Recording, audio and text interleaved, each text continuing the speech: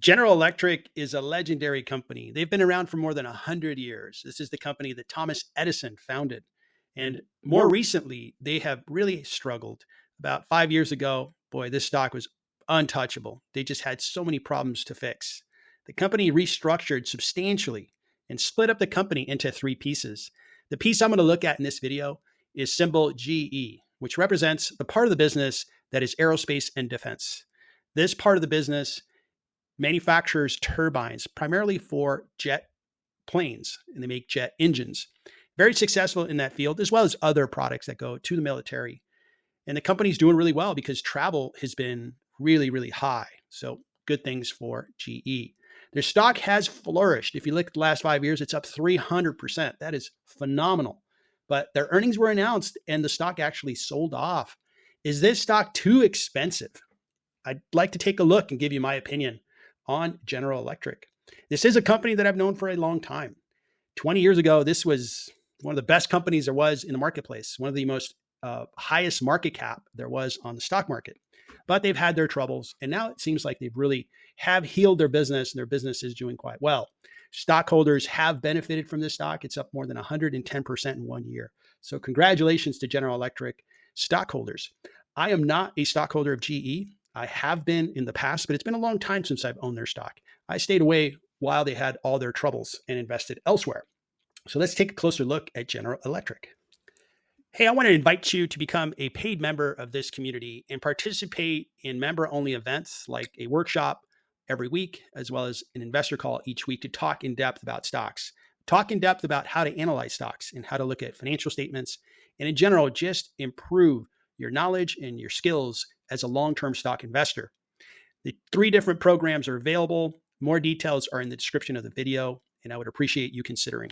Thanks. The market cap for General Electric is $193 billion. That's a substantial market cap. And again, they've tripled in value in the last 2 years.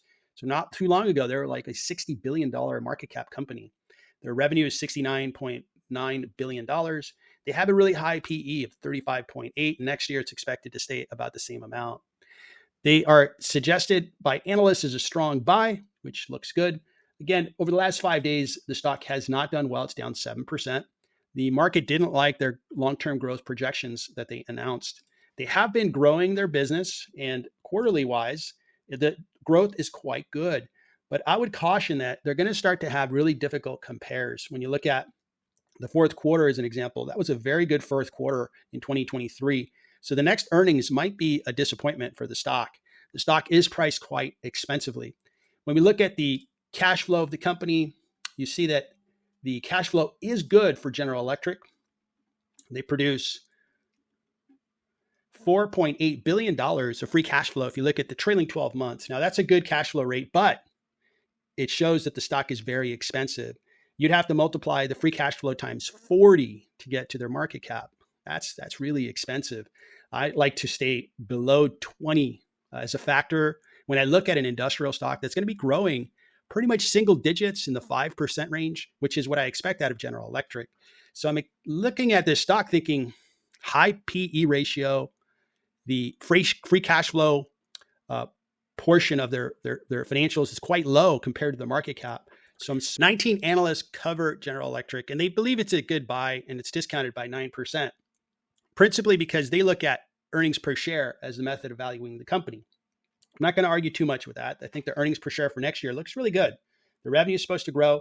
I'm not quite sure they're going to get to that growth, to be honest. I think they're going to have a little bit of a hard time growing because their comparison is going to be much harder. And over the long haul, you see that their revenue is actually going to plateau. And I expect that they're going to plateau sooner than later. I think that some airlines are really beginning to struggle, like Spirit Airlines is in bankruptcy. And I think that their revenue, they're probably going to underperform and disappoint when they announce. Overall, again, I can't argue with the earnings per share valuation, but I base most of my valuations based on cash flow. And as I mentioned earlier, the amount of cash flow GE produces is not very high compared to their market cap.